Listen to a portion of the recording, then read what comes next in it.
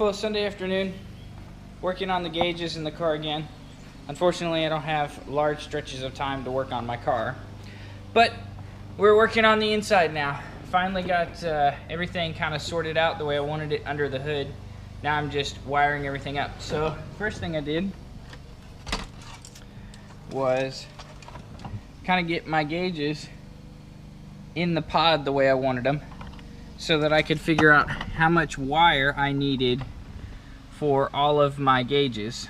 So basically it's gonna mount like that whenever I get done.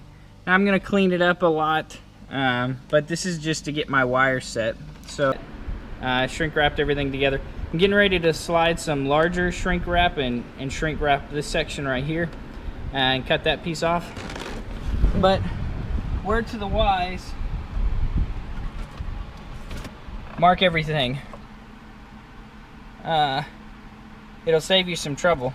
So cable which goes to the oil gauge to the gauge, or the air fuel gauge. So I'm tying those two together, and then what I'm going to do is I'm going to take this guy and I'm going to splice it into the connector for the oil pressure gauge, because the oil pressure gauge actually has an output, and it says that you can actually hook 4 of those gauges together and daisy chain them. So I'm just going to hook the output from the oil pressure gauge to the boost gauge, and that'll take care of that wiring. So I'll just have to splice that little harness up together. You can see this is the shrink tubing. I actually had to get some fairly large shrink tubing to fit over the end of this, but I just twisted it around, and really that's there so that I can just have some strength, so that if I ever need to pull this back through, it won't strip any wires or break any of the connections I made. Just trying to idiot proof it. Then the next thing I did was right here is where I ran the wires down inside, and they come out back here, they go down there, and they come out right here. And they go across, and they go right there. So you probably can't see this, but right underneath there is a little bit of a gap underneath the or above the transmission tunnel, below the gauge cluster and all that stuff, or the what do you call that, HVAC and all that stuff. There's about a 1/2 inch tall gap, and so it comes out right here.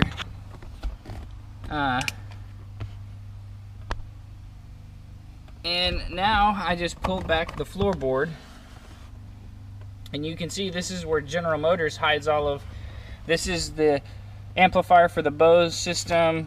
It's a fuse box with a whole bunch of wires, and then if you pull down the little kick plate, trying to get this thing dangling out of the way, well, oh well, if you pull down the kick plate, there is a grommet right here that goes to the outside, and I just need to poke one small hole in it.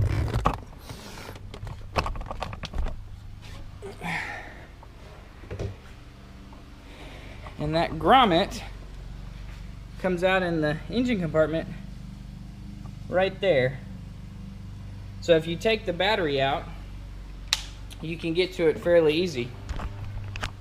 So that's where I'm at right now. I'm gonna poke my hole in the grommet, wire everything up, and then we'll see if the gauges light up or not.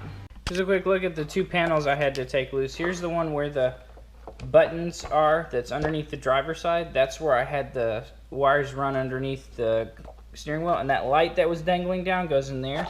So this goes underneath the glove box like this. There's the vent holes for the HVAC. So just so you know what I had to take down. And this, all I had was these 2 retainers, and that's it. And then I took this stupid navigation speaker out to poke the wires through on the column.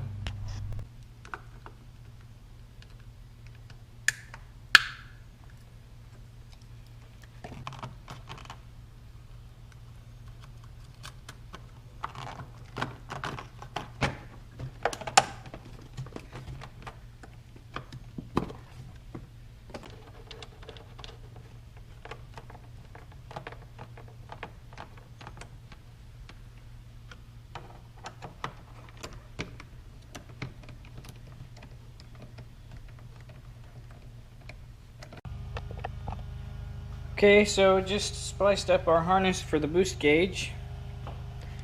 Here's the connector that came from the oil pressure gauge, so that I can plug this into the oil pressure gauge, and then it will power the boost gauge. So here's the oil pressure gauge right here, and then this one will just plug in, and then it will power this gauge. And that's just a cool little feature of these GlowShift gauges. So one thing to note is that to make my harness, I actually had to keep these side by side, because do you see what I see? Red is 12 volt constant, but up here red is ignition source, so it's switched. But up here white is ignition switched, and up here red is switched. So it was just a little frustrating to me that the same brand had different wiring. So basically, here's what it ended up. So orange to orange, black to black, but then white to red and red to yellow. I did forget to mention that you have to insulate your wires. You can't just have all these bare spots touching up against each other, because they'll short to one another. And one of these wires is a ground, and two of these is 12 volts. So it'll literally short to ground and pop your gauges and a fuse somewhere. So just wrap some electrical tape around them.